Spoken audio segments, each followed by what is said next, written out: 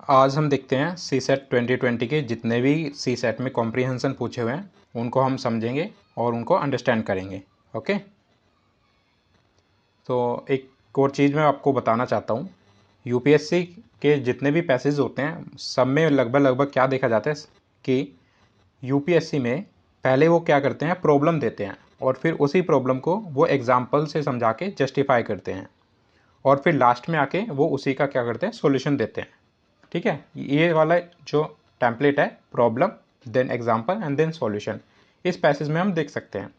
तो चलिए पढ़ते हैं। In India over the last decade or so labour has been departing agriculture. India में क्या हो रहा है पिछले दशक से कि लेबर जो है एग्रीकल्चर छोड़ के जा रही है, but is only going to construction and unregistered manufacturing. लेकिन वो जा कहाँ रहे हैं, कंस्ट्रक्शन वर्क में और अनरजिस्टर्ड मैन्युफैक्चरिंग वर्क में। Okay, which are not marketly better jobs, जो कि अगर हम देखें इतनी अच्छी जॉब नहीं है, अनरजिस्टर्ड मैन्युफैक्चरिंग और construction jobs, right. Services where labours tend to be most productive. अब ये कह रहा है कि जहाँ पे लेबर जो है ज़्यादा हमारी जो है मोस्ट प्रोडक्टिव होती हैं, वो हमारे कौन सी होती हैं, सर्विस सेक्टर होता है। That is basically service sector. Okay, वो हमारा क्या होता है, सर्विस सेक्टर है जहाँ पे labour tend to be more productive, are not generating the additional job, but वो क्या है, एडिशनल जॉब्स हमारी जनरेट नहीं कर पा रही है। कौन, service sector. India needs 24 million so jobs over the next decade. अगले 10 साल में हमें 24 मिलियंस की ज़रूरत है।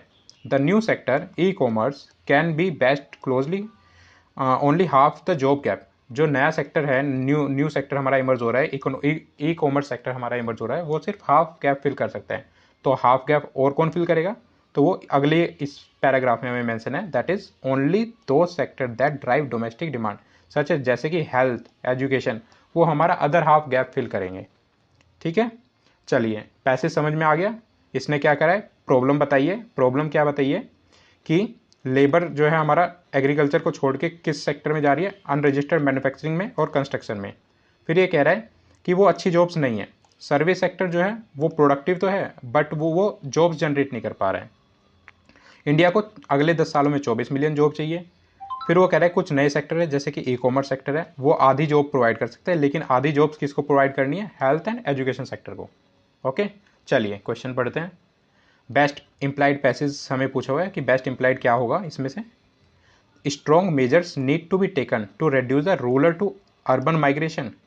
क्या ये माइग्रेशन के पीछे है पैसेज, क्या माइग्रेशन के ऊपर है, नहीं ना। और one more thing I want to tell you is that strong measures, क्या होता है स्ट्रॉन्ग मेजर्स, इसकी जगह सम मेजर्स भी लिखा जा सकता था कि some measures need to be taken to reduce the rural to urban migration, तो वो फिर करेक्ट हो जाता है, लेकिन ये अब क्या है हमारा, रॉन्ग है। सेकंड पढ़ लेते हैं। The working condition in the construction and unregistered manufacturing need to be improved. क्या ये पैसेज वर्किंग कंडीशन के बारे में है, ऐसा कुछ हमने देखा क्या, नहीं, ऐसा तो नहीं है, right. Service sector has been reducing the problem of unemployment. ठीक है, सर्विस सेक्टर की बात हुई है, लेकिन सर्विस सेक्टर में उसने क्या कहा है कि ये प्रोडक्टिव तो है, लेकिन ये सर्विस सेक्टर जॉब जनरेट नहीं कर रहा है, राइट। ये स्टेटमेंट अपने आप में तो ठीक है, अपने आप में तो ये स्टेटमेंट ठीक है, बट पैसेज के अकॉर्डिंग अभी देखते हैं क्या है। Increased social sector spending is imperative for large scale job creation. अगर हम सोशल सेक्टर में स्पेंड करेंगे तो उससे क्या होगा, लार्ज स्केल जॉब क्रिएशन हमारा होगा। क्या ऐसा मेंशन है, आइए देखते हैं।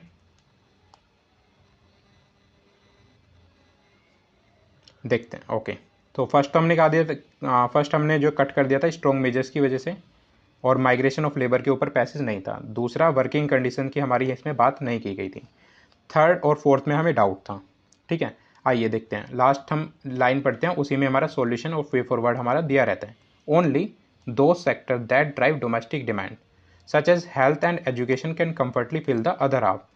सो ये जो हेल्थ और एजुकेशन होता है ये क्या है, ये होता है हमारा social sector, right. It is to be known as the social sector. तो इसका मतलब क्या हुआ, अगर हम सोशल सेक्टर में स्पेंडिंग करेंगे तो हमारे क्या होगा, लार्ज स्केल जॉब क्रिएशन होगी, जो कि हमारा यही कंक्लूजन हमारा निकल के आया है। ठीक है, सर्विस सेक्टर का मेंशन है, बट वो अनएम्प्लॉयमेंट की प्रॉब्लम को सोल्व नहीं कर पा रहा है। अनएम्प्लॉयमेंट की प्रॉब्लम सोल्व होगी इस वाले चीज़ से। ठीक है, समझ में आया? चलिए नेक्स्ट पैसेज पढ़ते हैं। Second passage, in India current focus on the right to privacy is based on some new realities. India में क्या है, जो करंट फोकस है हमारा राइट टू प्राइवेसी का, वो कुछ नई रियलिटीज़ के ऊपर हमारा बेस्ड है। जैसे कि नई रियलिटीज़ कैसी? Digital age. फिर कहता है a right is a substantive right only if it works in all the situation.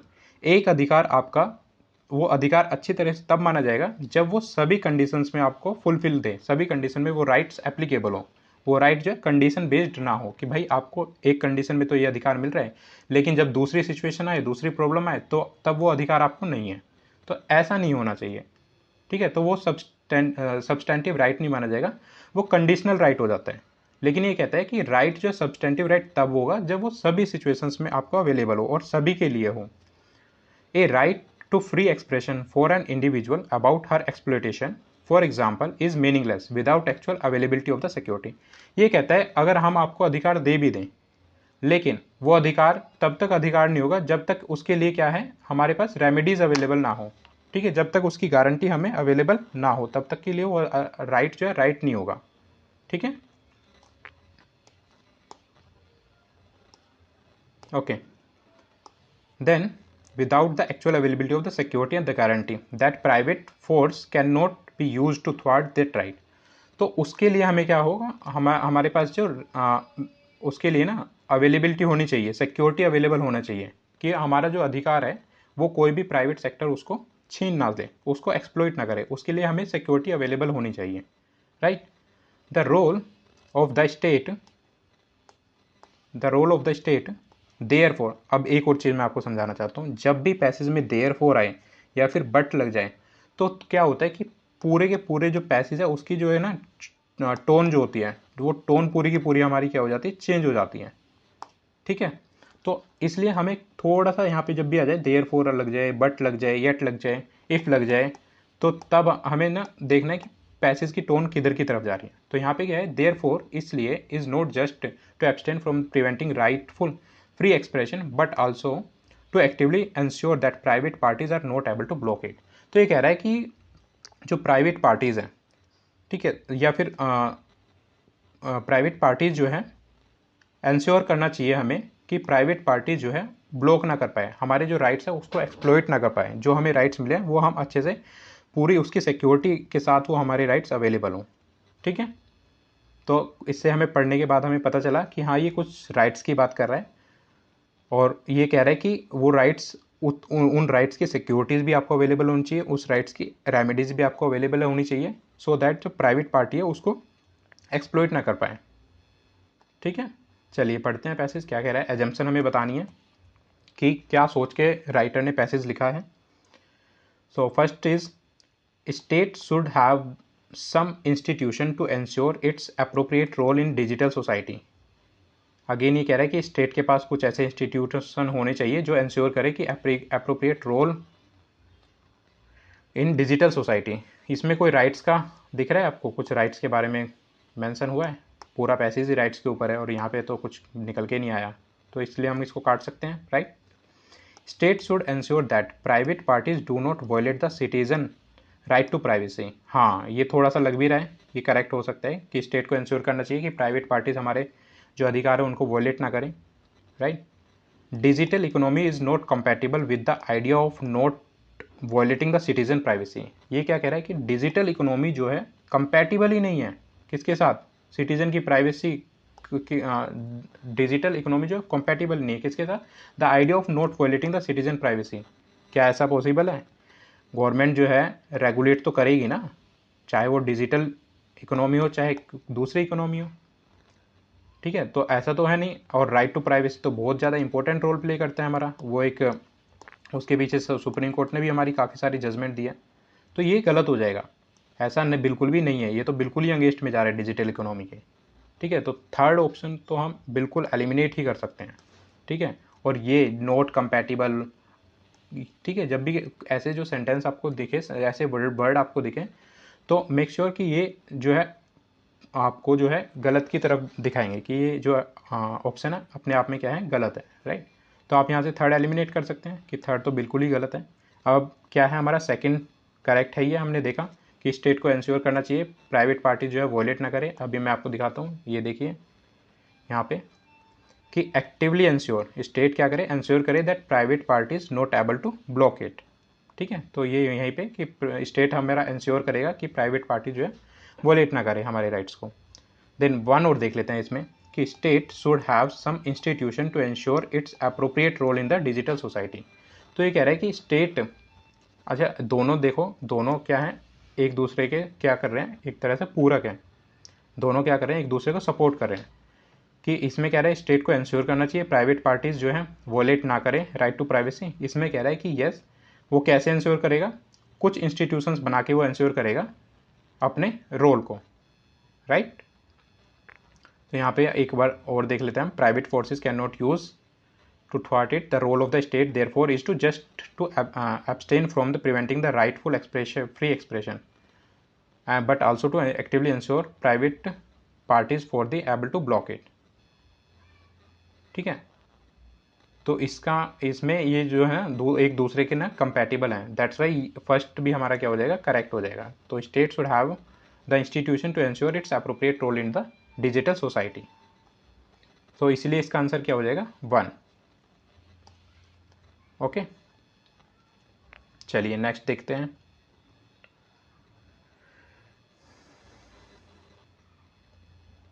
One of the biggest ironies around the water is that it comes from the rivers and the other wetlands. So एक अच्छी बात क्या है कि water जो हमें आता है रिवर से और जो अदर वेटलैंड से आ रहा है, वो एक क्या है, बड़ी अपने आप में एक बड़ी बात है। ठीक है, one of the biggest irony है कि water is that it comes from rivers and the other wetlands yet it is seen as a divorce from them. लेकिन दोनों को ना हम अलग अलग देखते हैं, वेटलैंड को हम अलग तरीके से देखते हैं, रिवर्स को हम अलग तरीके से देखते हैं। ठीक है, यहाँ पे आपने फोकस किया येट के ऊपर, यहाँ से क्या कर दिया इन्होंने, टोन चेंज कर दिया कि दोनों को अलग अलग तरीके से देखा जाता है। While water is use as a resource public policy does not. अच्छा एक और चीज़ मैं आपको बताना चाहता हूँ, यहाँ से देखो, अगर हम इसको ना while water is use as a resource, अगर हम इसको यहाँ से ना पढ़ते हुए सीधे हम क्या पढ़ेंगे, पब्लिक पॉलिसी से पढ़ते हैं। अब देखिए, yet it is seen as divorce from them, divorce किसको देखा जाता है, रिवर्स एंड वेटलैंड्स को अलग अलग तरीके से देखा जाता है, right. So public policy does not always grasps that it is a part of the natural ecosystem. तो अब देखो ये सीधे ना लिंक करेगा स्टेटमेंट को कि पब्लिक पॉलिसी जो है ना वो ग्रैस्प नहीं कर पा रही किस चीज़ को, it is a part of the natural ecosystem. वो क्या कह रहे हैं कि रिवर अलग है और वेटलैंड अलग है, वेटलैंड को वो नेचुरल इकोसिस्टम में एक का पार्ट नहीं मान पा रहे हैं, राइट। तो effort at engineering water system are this efforts at augmenting water supply rather than strengthening the capacities of the ecological system. तो ये कह रहा है कि हमारी जो पब्लिक पॉलिसी है और जो भी हमारे एफर्ट्स होते हैं इंजीनियरिंग के, वो सब किस चीज़ के ऊपर है कि भाई हम ऑगमेंट कर लेते हैं, हम चेंज करके देखते हैं वाटर सप्लाई को। हमारा एफर्ट रहता है सेव द वाटर, ठीक है, हम इस वाटर को रीयूज़ करो, रिसाइकल करो, इस सब चीज़ों के ऊपर, ऑगमेंटेशन के ऊपर हमारा जो ज़्यादा फोकस रहता है कि हम सप्लाई को रोक दें, सप्लाई को हम चेंज करें, पानी को ज़्यादा से ज़्यादा सेव करें, उस चीज़ के ऊपर हमारा फोकस रहता है, रादर देन कि हम क्या करें, कैपेसिटी को ही बिल्ड करें इकोलॉजिकल सिस्टम की। तो ये चीज़ उसने बोली है कि हमें क्या करना चाहिए, हमें जो है कैपेसिटी बिल्ड करनी चाहिए। अगर हमारा रेनफॉल हो रहा है तो रेन वाटर हार्वेस्टिंग हमें करनी चाहिए, हमें बड़े बड़े टैंक बनाने चाहिए। अगर हमारी वेटलैंड्स हैं तो हमें उन वेटलैंड्स को जो है ना ज़्यादा से ज़्यादा उनको प्रोटेक्ट करना चाहिए, ठीक है, उन वेटलैंड्स को हमें जो है कंजर्व करना चाहिए। तो इस चीज़ के ऊपर जो है पैसेज का जो है ज़्यादा एम्फेसिस किसके ऊपर है, वेटलैंड्स के ऊपर है। चलिए क्वेश्चन देखते हैं। Most logical and rational inference हमें करना है पैसेज से, ठीक है। Reverse and other wetland should be protected under Ramsar convention. अब मेरे को बताइए रामसर कन्वेंशन की कहीं बात हुई है पैसेज में, नहीं ना, काट दो। Engineering water system should be modernised and further augmented. अरे भाई ऑगमेंटेड की तो उसने ऑलरेडी बात की है और वो ये कह रहा है कि ऑगमेंट मत करो, आप क्या करो, अपनी कैपेसिटी को स्ट्रेंथन करो। तो ये भी आप काट सकते हो। Wetland need to be reinforced as more than just open source of water. Okay. Next देखते हैं। Water supply should not be free of cost so as to prevent its misuse और ओवर यूज। हाँ, free of cost नहीं मिलनी चाहिए water, क्यों भाई? ऐसा तो कुछ कहीं पैसेज में बोला भी नहीं है। और वाटर तो बेसिक राइट तो होना चाहिए, फ्री ऑफ कॉस्ट मिलना चाहिए, गवर्नमेंट की ड्यूटी है प्रोवाइड करने की। तो ये भी आप कट कर सकते हो, ठीक है।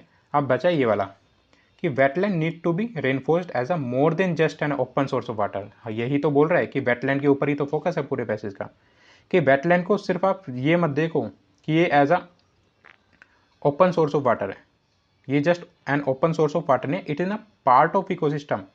और ये हमारा एक इंपॉर्टेंट सोर्स है किसका? वाटर सप्लाई का, ठीक है। ये चीज़ आपको देखने की जरूरत है और इसको स्ट्रेंथन करने की जरूरत है। This is all about the passage that is more focused on the wetland, ठीक है। समझ में आया? तो answer is C. Next passage देखते हैं। 5 पैसेजेस करेंगे हम इस लेक्चर में। Passage 4, asset allocation is most important investment decision we will ever make. But obvious बात है कि एसेट, हम अपने एसेट्स को बहुत ही अच्छे जगह लगाना चाहते हैं। इन्वेस्टमेंट डिसीजन जो है हमारा बहुत ही इंपॉर्टेंट होता है अपने एसेट्स एलोकेशन को लेके। And sadly most of us not give that decision the importance it deserve. लेकिन फिर भी एक बेकार बात है कि हम इतना डिसीजन जो है, इतना इंपॉर्टेंस नहीं देते हैं इस डिसीजन को कि हम अपने एसेट्स को कैसे एलोकेट करें। We are adamant about seeking predictability with our future. We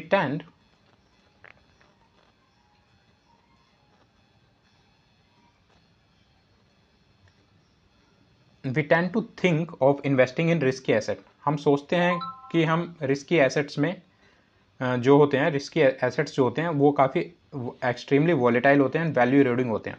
तो हम सोचते हैं कि भाई इन्वेस्टमेंट क्या होती है, काफ़ी रिस्की होती है, हमारा जो वैल्यू है वो इरोड हो जाएगी। लाइक फॉर एग्जांपल, अगर हम स्टॉक मार्केट में पैसा लगाते हैं तो हमें नहीं पता कि वो पैसा जो है मल्टीप्लाई होगा या फिर हमें नुकसान हो जाएगा, ठीक है। तो हम इसके बारे में सोचते रहते हैं। We also dislike fluctuating return, और हमें बिल्कुल भी अच्छा नहीं लगता कि फ्लक्चुएटिंग रिटर्न हमें मिले। कभी 4 रुपये मिलते हैं, कभी 6 रुपये मिल रहा है और फिर पता चले कि सीधे 10 का लॉस हो गया। तो फ्लक्चुएशन भी हमें जो है क्या है, अच्छी नहीं लगती है। The loss of control of investment, we think our money is best left ideal unproductive but safe.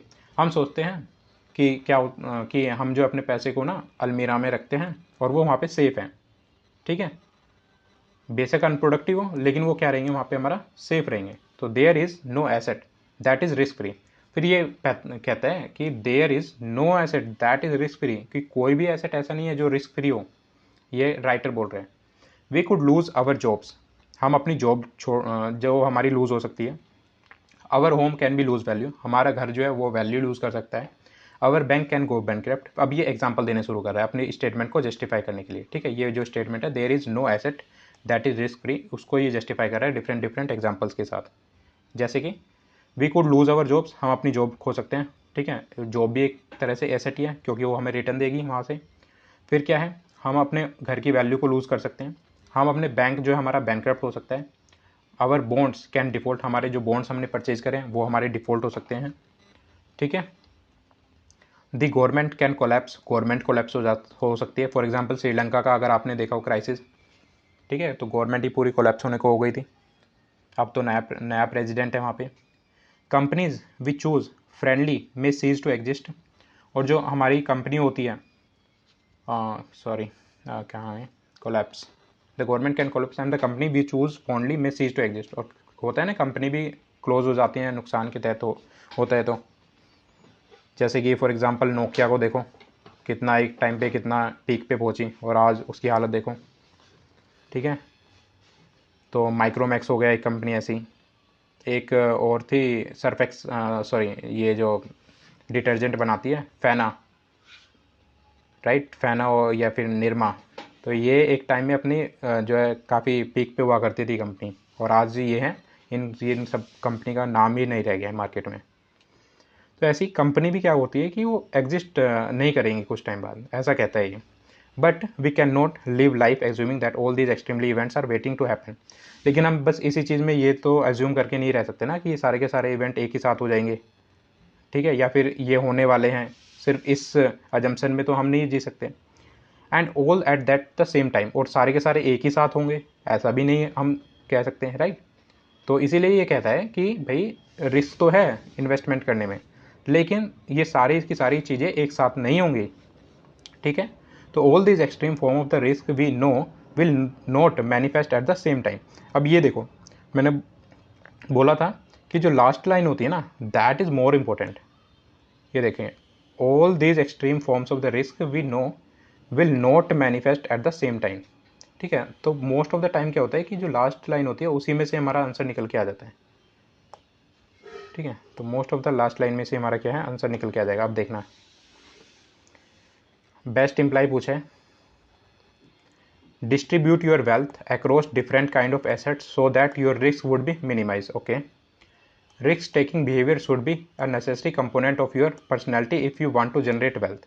अब देखिए, कभी भी ना यूपीएससी या गवर्नमेंट का कोई भी एग्जाम होगा ना, वो वेल्थ जनरेशन के पीछे कभी भी ना नहीं देगा ऐसा, क्योंकि वेल्थ जनरेशन ना एज अ सोशलिस्टिक सोसाइटी गलत कंसेप्ट हमारा माना जाता है, कंसंट्रेशन ऑफ वेल्थ हमारा डीपीएसपी के भी अगेंस्ट में जाएगा।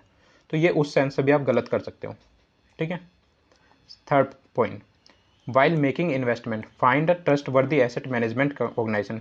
क्या एसेट मैनेजमेंट ऑर्गेनाइजेशन के बारे में इसने बोला है, which would manage your wealth for you, और वो भी आपके लिए आपके बिहाफ पे मैनेज करेगा आपकी वेल्थ को, नहीं।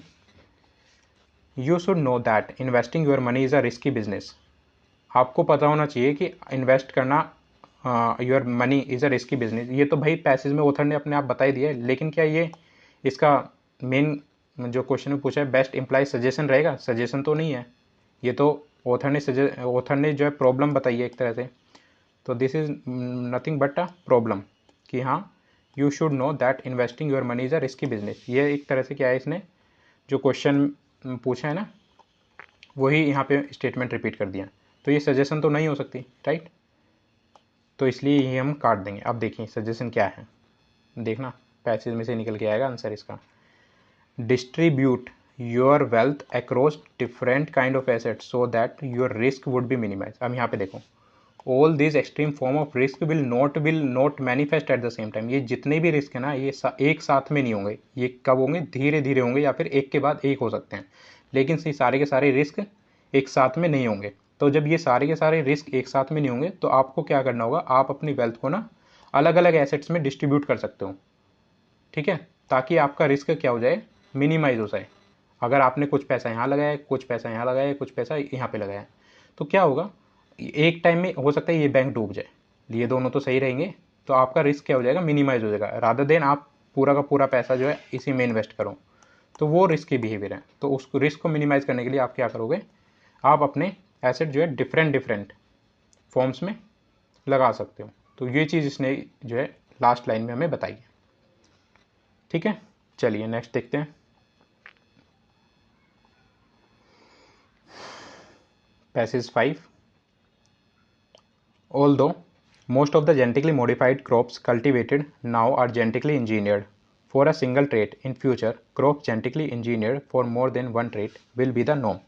ये कह रहा है कि जो जेनेटिकली मॉडिफाइड क्रॉप्स हमारी होती है, जेम क्रॉप्स जो होती है हमारी, जो जेनेटिकली इंजीनियर्ड की जा रही है, वो अभी सिर्फ और सिर्फ एक सिंगल ट्रेट के लिए यूज़ की जाती है, ठीक है। For example genetically modified cotton है, ठीक है, तो वो जो हमारी बनाई है सिर्फ और सिर्फ एक चीज़ के लिए बनाई है, पेस्ट रेजिस्टेंस को लेके, वो जो हमारी जो बनाई गई है जीएम क्रॉप। सिमिलरली जो अदर क्रॉप्स होंगी वो सिर्फ और सिर्फ एक ट्रेट के ऊपर हमारा फोकस होगा, उस चीज़ को लेके हमारी जो जीएम क्रॉप हमारी बनाई जा रही है, ठीक है। तो क्रॉप जेनेटिकली इन, लेकिन ये क्या कह रहा है, in future crops genetically engineered for more than one trait will be the norm. लेकिन ये कह रहा है आने वाले टाइम में ना हम सिर्फ एक ही चीज़ के ऊपर फोकस नहीं करेंगे, हम फोकस करेंगे कि भाई ये जो हमारा जो प्लांट है, राइट, सॉरी ये ड्राइंग थोड़ी बेकार है, ये जो हमारा जो प्लांट है, ठीक है, उसमें हम कोशिश करेंगे कि जो उसके फ्रूट्स हों वो काफ़ी बड़े बड़े हों, मीठे हों, ठीक है, इस चीज़ के ऊपर फोकस रहेगा। हम उस चीज़ के ऊपर फोकस करेंगे कि भाई ये जो हमारा जो है ड्रॉट्स जो आ रहे हैं, सूखा अगर पड़ेगा तो वो उसको भी सस्टेन कर पाए, ठीक है। हम इस चीज़ के भी ऊपर फोकस रहेंगे कि भाई जो ये पानी जो है इसको कम लगे, ठीक है, तो वाटर इंटेंसिव क्रॉप बेसिकली ये ना हो। तो हमारा हमारा जो फोकस रहेगा वो काफ़ी सारे फैक्टर्स के ऊपर हमारा जो फोकस हमारा रहेगा, ये चीज़ बोल रहा है ये, ठीक है। तो वो नॉर्म्स बन जाएगा आने वाले टाइम में। अभी हम सिर्फ एक एस्पेक्ट देखते हैं, लेकिन आने वाले टाइम में हम 3-4 ट्रेड्स को देख के जेनेटिकली मॉडिफाइड क्रॉप्स हम बनाएंगे, राइट। चलिए नेक्स्ट क्या कह रहा है कि रेगुलेशन ऑफ द दस इस तरह से biotechnology role in agriculture and regulation of the same can not be understood solely in the context of current. तो ये कह रहा है कि इसीलिए जो बायोटेक्नोलॉजी का रोल है ना एग्रीकल्चर में, वो सिर्फ और सिर्फ सिंगल ट्रेड को देख के नहीं हम बेसिकली अंडरस्टैंड कर सकते हैं। हमें जो है चारों पांचों जो जितनी भी फ्यूचर में होने वाले इवेंट्स हैं उनको देख के हमें बायोटेक्नोलॉजी का रोल जो है उसको रेगुलेट करने की जरूरत पड़ेगी, right. Instead there is a need to take the comprehensive look, हमें जो है पूरा का पूरा एक कॉम्प्रिहेंसिव लुक लेनी पड़ेगी, जिसमें कि हम किस किस एस्पेक्ट को देखेंगे, सोशियो इकोनॉमिक कंडीशन को हम देखेंगे, राइट। जो potential of the technology can be harnessed while minimising the negative impacts, इस चीज़ को हमें देखेंगे कि भाई उस टेक्नोलॉजी से हमें कितना बेनिफिट हो रहा है, जो नेगेटिव इम्पैक्ट है कितने कम हुए हैं। Given the importance of biotechnology in developing varieties that can help in climate change, और हम ये भी देखेंगे, इंपॉर्टेंस देखेंगे बायोटेक्नोलॉजी का कि हम उससे क्लाइमेट चेंज मिटिगेशन या एडेप्टेशन टेक्निक्स हम कुछ डेवलप कर पा रहे हैं, कुछ उस तरह की वेराइटी हम डेवलप कर पा रहे हैं प्लांट्स की जिससे कि क्लाइमेट चेंज हमारा कम हो सके, क्लाइमेट चेंज मिटिगेशन हमारा जो है हम मिटिगेट कर सके क्लाइमेट चेंज को, ठीक है। तो ऐसे बायोटेक्नोलॉजी का रोल जो होगा ना वो इस तरह से होगा कि हम क्लाइमेट चेंज को प्रिवेंट कर सकें, मिटिगेट कर सकें और कुछ नया हम एडेप्ट कर सकें, right. Not using biotechnology as a part of climate change action plan can not be an option. तो ये कह रहा है कि भाई एक चीज़ देखो, आपको जो है ना ये जो है बायोटेक्नोलॉजी यूज़ करनी ही पड़ेगी अगर आपको क्लाइमेट चेंज से लड़ना है। तो ये ना इंपॉर्टेंट हो जाती है स्टेटमेंट कि biotechnology as a part of climate change action plan can not be an option, ठीक है। आप इसको इग्नोर नहीं कर सकते हो बायोटेक्नोलॉजी को जब आप क्लाइमेट चेंज से लड़ रहे हो। तो domestic regulation of biotechnology can not B viewed in isolation. तो जो डोमेस्टिक रेगुलेशन होता है बायोटेक्नोलॉजी का, आप उसको आइसोलेशन में मत देखना, ट्रेड पॉलिसी और obligations under the various international treaties and convention, right. तो देखिए क्या समझ में आया कि ये पैसेज किस बारे में बता रहे हैं। पहले इसने जेनेटिक मॉडिफाइड क्रॉप्स के बारे में थोड़ा बताया, फिर इसने बताया कि जेनेटिक मॉडिफाइड क्रॉप्स अभी तो सिर्फ हम एक ट्रेड के ऊपर फोकस करते हैं, लेकिन आने वाले टाइम में क्या होगा, एक जेनेटिक मॉडिफाइड क्रॉप्स की काफ़ी सारी ट्रेड्स होंगी, ठीक है। और वो एक बेसिकली नॉर्म्स बन जाएगा कि हम जेनेटिक मॉडिफिकेशन करके एक क्रॉप को हम काफ़ी सारी जो ट्रेड्स हम प्रोवाइड करेंगे कि वो ड्रॉट रेजिस्टेंस भी बन जाए, वो पेस्ट रेजिस्टेंस भी बन जाए, वो वाटर भी कम यूज़ करें, राइट, और वो पेस्ट से भी अपने आप को बचा लें, और वो ज़्यादा से ज़्यादा प्रोडक्टिव हो, ज़्यादा से ज़्यादा बड़े बड़े फ्रूट्स हमें प्रोवाइड करें, राइट। तो इन सब चीज़ों के ऊपर एक ही साथ हम फोकस करेंगे, ये चीज़ इसने बोला। फिर ये कह रहा है इसीलिए क्या है बायोटेक्नोलॉजी का रोल ना आप सिर्फ करंट जो कॉन्टेक्स्ट है उसमें मत सीमित रखना, इसका जो है बायोटेक्नोलॉजी का जो रेगुलेशन है that is beyond the current context, right. फिर ये कह रहा है कि आप इसमें सोशो इकोनॉमिक इम्पैक्ट को भी देखना इसके, राइट, और ये कितने नेगेटिव इम्पैक्ट है उसको कम कर रहा है उस चीज़ को भी देखना पड़ेगा आपको। और ये है सिर्फ इतना ही नहीं, बायोटेक्नोलॉजी का रोल जो क्लाइमेट चेंज में ना वो भी आपको कंसिडर करना पड़ेगा, ये इसने बोला। चलिए क्वेश्चन देखते हैं। Biotechnology regulation is an evolving process. तो ये तो क्वेश्चन में बताइए, अभी तक हमने यही तो बोला है कि सिर्फ आप एक चीज़ के ऊपर फोकस मत करिए। ये देखिए सोलली रेगुलेशन, जस्ट चल जा भाई, ये देखिए understood solely in the context of the current generation, ठीक है। जो रेगुलेशन है वो सिर्फ करंट कॉन्टेक्स्ट में आप मत देखिए, ठीक है। तो ये आपकी स्टेटमेंट हो गई करेक्ट। फिर कहता है participation of people is needed in policy decision regarding biotechnology regulation. अच्छा अब ये देखिए कितने बढ़िया स्टेटमेंट बनाई है कन्फ्यूजन वाली कि participation of the people is needed in the policy decision, ठीक है। तो अब देखिए डेमोक्रेटिक डिसेंट्रलाइजेशन एक कंसेप्ट है PRI पंचायती राज इंस्टीट्यूशन में, जिसमें कि मोस्टली हमारा फोकस क्या रहता है कि सिटीजन को हमेशा ना एम्पावर करना होता है। तो participation of the people is needed, कितनी पॉजिटिव स्टेटमेंट है। हाँ भाई पार्टिसिपेशन तो होना चाहिए, लेकिन क्या उनका पार्टिसिपेशन बायोटेक्नोलॉजी में होना चाहिए? बायोटेक्नोलॉजी एक स्पेसिफिक सब्जेक्ट है, राइट, और एक काफ़ी टेक्निकल सब्जेक्ट है। तो क्या हम लोगों का पार्टिसिपेशन इसमें करा दें? क्या कॉमन मैन इस बायोटेक्नोलॉजी फील्ड को बारे में जानता है? नहीं ना। तो ये क्या हो जाएगा, हमारा गलत हो जाएगा, और कहीं भी ऊपर में पार्टिसिपेशन ऑफ पीपल की बात नहीं की है, ठीक है। रेगुलेशन की बात की है लेकिन पीपल का पार्टिसिपेशन की इसमें बात नहीं की है, तो इसलिए ये वाला गलत हो जाता है। Biotechnology regulation should take into account socio economic aspect in the decision making. Yes, ये तो हमने पढ़ा है ना, सोशियो इकोनॉमिक एस्पेक्ट लेना चाहिए। ये देखिए इंक्लूडिंग सोशियो इकोनॉमिक इम्पैक्ट, ठीक है, सो फर्स्ट करेक्ट है, सेकंड रॉन्ग हो गया, थर्ड करेक्ट हमारा हो गया। Wider involvement of political executive in the biotechnology regulation improve the effectiveness in dealing with the countries trade policy and international obligation. क्या यहाँ पे ऑब्लिगेशन की कोई बात हो रही है पैसेज में? Passage is more focus about कि बायोटेक्नोलॉजी क्या है, उसका रोल क्या है, और वो कैसे हमारा जो है आने वाले टाइम में कैसे वो इवॉल्व हो रहा है, और कैसे गवर्नमेंट को उसको कॉम्प्रिहेंसिवली लुक लेना चाहिए बायोटेक्नोलॉजी का। उसने कहीं भी पॉलिटिकल एग्जीक्यूटिव की बात नहीं की है, ठीक है। उसने कहीं भी ये नहीं कहा है कि रेगुलेशन का जो इफेक्टिवनेस है वो क्या होना चाहिए, वो डील करना चाहिए कंट्री की ट्रेड पॉलिसी या इंटरनेशनल ऑब्लिगेशन से, ऐसा उसने कहीं भी नहीं बोला है, राइट। तो इसका आंसर क्या हो जाएगा? 1 और 3 ओनली, ठीक है। और यहाँ पे देखिए ना, ये ना काफ़ी मतलब हिंट देता है कि ये जो स्टेटमेंट है गलत है। ये देखिए, वाइडर क्या होता है? वाइडर इन्वॉल्वमेंट, सिंपली यहाँ से ये भी तो लिख सकते थे कि involvement of the political executive in biotechnology regulation improves effectiveness, इतना भी लिखते तो ये भी एक पॉजिटिव सेंस बना रहा था। लेकिन वाइडर करके ये क्या कर देता है, बिल्कुल ही हमें दिखा देता है कि ये ऑप्शन हमारा क्या है, गलत है, ठीक है। आई होप समझ में आ गया हो। नेक्स्ट और देख लेते हैं। Which of the following statement best implies the crux of the passage.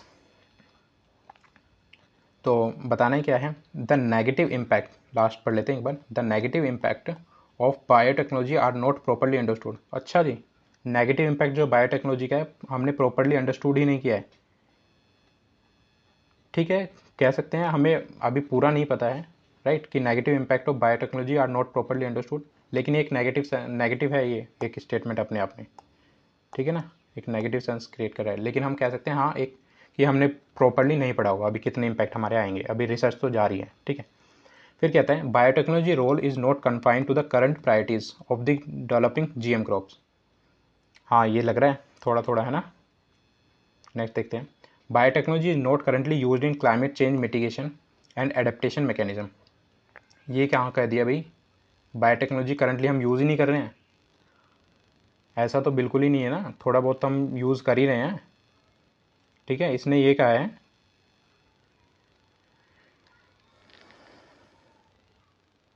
कि potential of the technology can be harnessed while minimizing negative impact. Given the importance of biotechnology, the developing variety can help in climate change mitigation and adaptation. कि जो developing varieties होंगी वो हमारी help करेंगी climate change के mitigation में। तो यहाँ पे ये गलत है statement, biotechnology is not currently use in climate change mitigation, ठीक है, ऐसा कहीं भी नहीं बताया हमें पैसेज में। Precautionary principle is not given importance in the current debate on the developing GM crop. अच्छा, इंपॉर्टेंस ही नहीं दे रहे हम प्रीकॉशनरी प्रिंसिपल की, तो फिर हमने जो बॉडी वॉडी बना रखी हैं जीएम क्रॉप्स को लेके, वो क्या कर रही है? जेनेटिक मॉडिफाइड अप्रेजल कमेटी होती है, ठीक है, तो उनका रोल क्या है? प्रीकॉशनरी प्रिंसिपल है, तभी तो भाई बीटी ब्रिंजल अभी तक मार्केट में नहीं आया है। सिर्फ और सिर्फ हमने क्या किस को उतारा हुआ है मार्केट में? बीटी कॉटन को उतारा हुआ है, जो कि एक नॉन ईटिंग क्रॉप है, जो हम कंज्यूम नहीं करते हैं डायरेक्टली, ठीक है ना। तो इसलिए ये गलत है, precautionary principle are there in the market. तो फिर हमारे पास क्या ऑप्शन बचा? That is C option only, that is biotechnology role is not confined to the current priorities of the developing GM crops, ठीक है। बायोटेक्नोलॉजी रोल के बारे में कह रहा था, इवॉल्विंग है वो, राइट, इवॉल्विंग है वो रोल, उसका रोल बायोटेक्नोलॉजी का। तो इसलिए हमारा क्या हो जाता है? That is C option is correct. अच्छा, अभी हम डिटेल में कर रहे हैं पैसे, लेकिन धीरे धीरे आने वाले टाइम में हम क्या करेंगे, we will try to reduce the time, ठीक है। और हम कोशिश करेंगे सिर्फ क्वेश्चन पढ़े और उससे ही हम आंसर निकाल लें, वो टेक्निक भी हम धीरे धीरे सीख लेंगे। लेकिन अभी हमारे पास टाइम है तो हम एक एक पैसेज को डिटेल में करेंगे, ठीक है। लेकिन जैसे ही हमें एक कमांड हो जाएगी लैंग्वेज के ऊपर और क्वेश्चंस कैसे फ्रेम होते हैं उस चीज़ के ऊपर, तो हम सीधे क्वेश्चन पढ़ के भी आंसर निकाल सकते हैं, ठीक है। और थोड़ी सी अपनी जीएस की नॉलेज लेके उससे भी हमारा आंसर निकल सकता है। बट अभी हम डिटेल में पढ़ेंगे, ठीक है, ताकि हम जो है 100% एक्यूरेसी लेके आ सकें, कोई भी क्वेश्चन हमारा गलत ना हो। ओके, चलिए, थैंक यू।